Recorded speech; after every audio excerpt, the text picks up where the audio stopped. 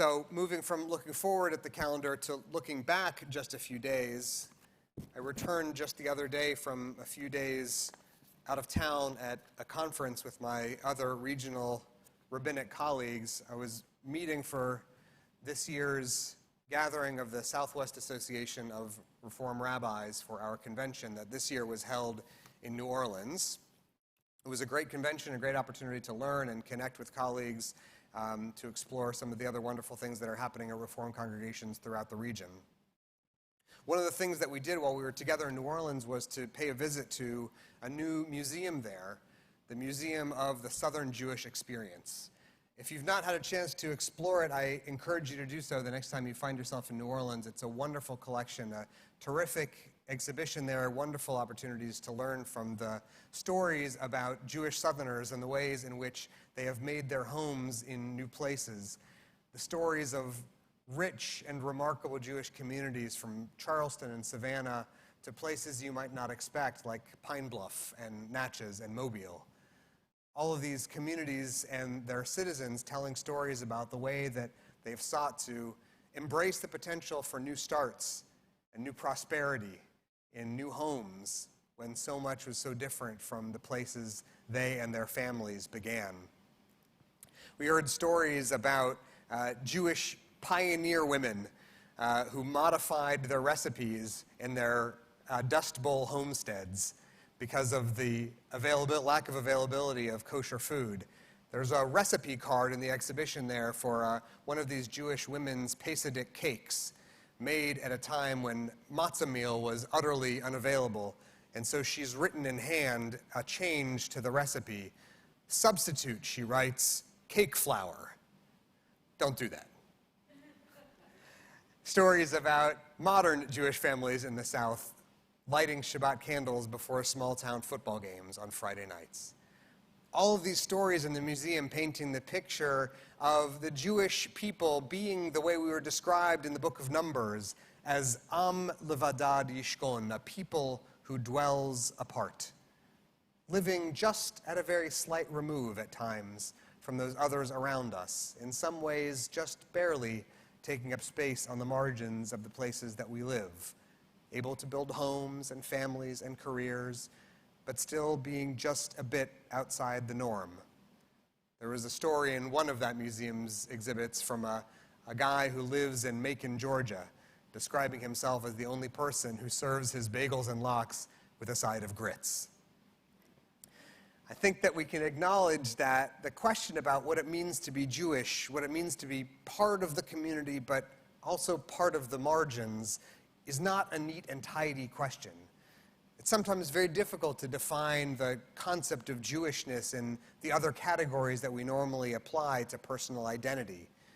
As it happened, just as I was coming back from the conference, there were two separate and unconnected stories in the news that related closely to this question about what it means to be Jewish, what sort of a group the Jewish people really is.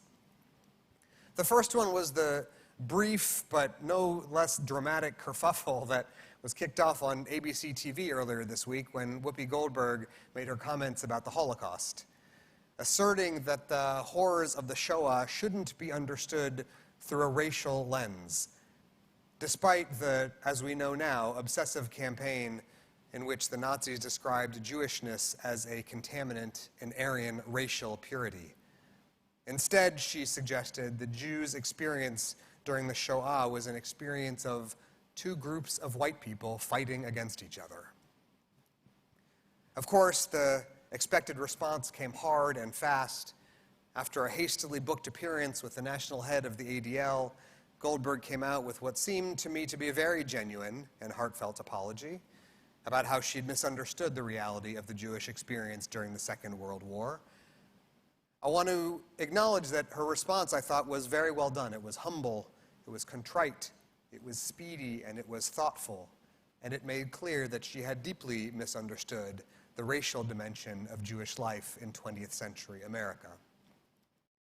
Then, at the same time that brouhaha was brewing, we received the news about another story, about the massive, nearly 300-page report issued by Amnesty International, which charged the state of Israel with, in their words, having committed crimes against humanity by enacting a system of apartheid designed to systematically discriminate against Palestinians within Israel and in the West Bank and Gaza. Now, the report's assertions were inflammatory, they were dramatic, and they included the charge that since its establishment, Israel has constituted an apartheid regime.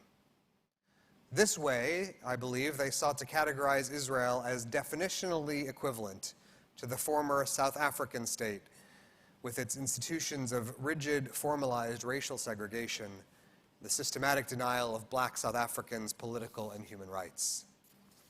So their attempt to map today's Israeli-Palestinian conflict onto the racial contours of the apartheid regime in South Africa is reductive, it is inaccurate, not least of all because the relationship between any given Palestinian and the Israeli government today varies widely, depending on where they happen to live. Some Palestinians, as we may know, are Israeli citizens living inside the Green Line with full political and civil rights.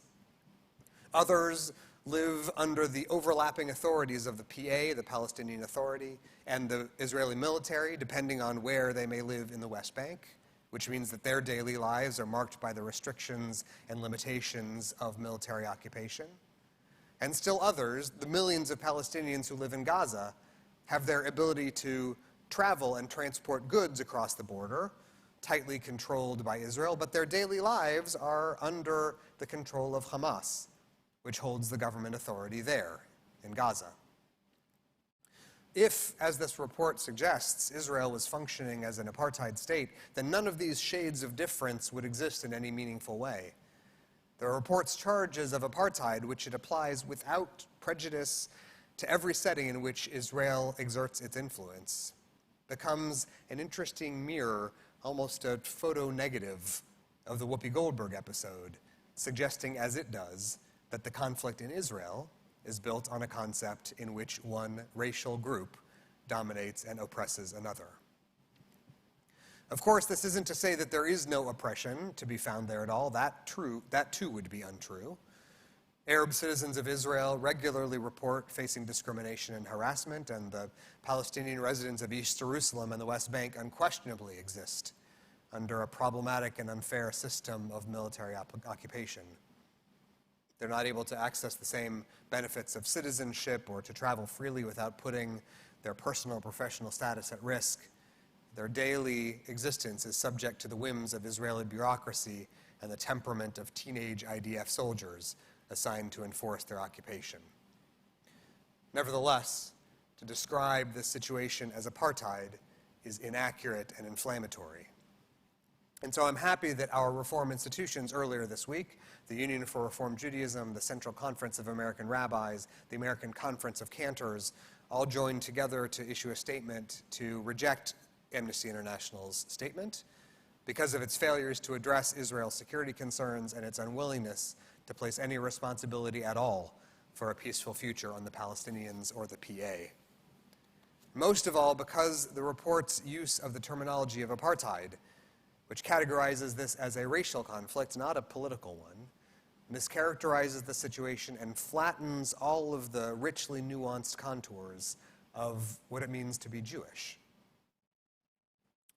Earlier in the week, Whoopi Goldberg got things wrong because she asserted that Jews cannot be victimized by race. Amnesty International, just a day or two later, got it wrong because they suggested that Jewish Israelis victimize others because of their race. Both of them, I think, show the weakness and the flaws of asserting a definition of Jewishness based on race. So if we're not accurately described as a race, if we don't function exclusively or most completely by seeing the world through the lens of race, what are we and how do we function in the world in which we live? It's a really hard question, harder than it might seem on its surface. We are certainly a religious group, but we're not only a religious group, because one can be Jewish without holding claim to any spiritual ideas or observing any ritual practices. Yes, there are partly some racial components to Jewishness because so many Jews from Ashkenazi and Sephardic backgrounds share so much common genetic heritage, but it's not exactly true to characterize us as a racial group because Jews exist in all racial extractions. And most of all, because unlike other categories of race, you can convert to being Judaism, to being Jewish. And thank God that so many members of this holy community are here because they have joined us by the commitment to choose Judaism by their own free will. Judaism is partly a cultural group. It's partly an ethnic designation. It's partly a nationality. But it's not any of those things exactly because the connections to cultural, ethnic, and national identity aren't shared by all Jews everywhere. Judaism is a little bit of all those things all at once. We have a shared language and a shared set of ethics. We have a shared calendar, a shared language for prayer. There are Jewish foods and Jewish beliefs and Jewish national aspirations, none of which can be counted on to be shared by every Jew all over the world where we live. So we can, and we should, forgive people like Whoopi Goldberg who don't manage to understand Judaism as a category, especially if they try to apprehend it from outside the Jewish people itself. So maybe in the final analysis, we are best and most accurately described the way that ancient pagan priest categorized us on top of a mountain on the borders of the land of Moab thousands of years ago, that we are an Am Levadad Yishkon, a people that dwells apart, an experience of separateness, of distinctiveness is at the core of the Jewish experience. Sometimes that separateness feels like a special privilege in which we know that we're unique. Sometimes it feels like a burden when it bestows loneliness and isolation on us. Sometimes it makes us feel vulnerable and at risk. And so given all of those truths and given all of the nuances of what it means to be a part of this ancient and confounding holy people, our job is to acknowledge that feeling of uniqueness, of separateness, to admit that at times it places us in a position of vulnerability or loneliness, but to also have the wisdom to see that with enough perspective, with enough knowledge about what we stand for and where we've come from, that uniqueness can morph into an expression mostly of pride in who we are, knowing that we are slightly different from everyone else on earth. The people whose stories were told in that museum of the Southern Jewish experience, Jews from Mobile, Alabama and Shawnee, Oklahoma, all of them could have told stories to be recorded about feeling afraid, feeling isolated, feeling at risk in communities that are overwhelmingly peopled by folks unlike them. But they didn't. All of them told stories about how proud they were to be who they are, about the sense of privilege they felt to carry the ancient practices and stories with them as they made their homes and built their families and new homes wherever they go. So it is my hope that that sense of pride, those feelings of joy and privilege that come from being a part of this ancient and holy people will live in our hearts as well, so that we will feel at all times proud to be a part of this people that stands apart. Shabbat Shalom, everyone.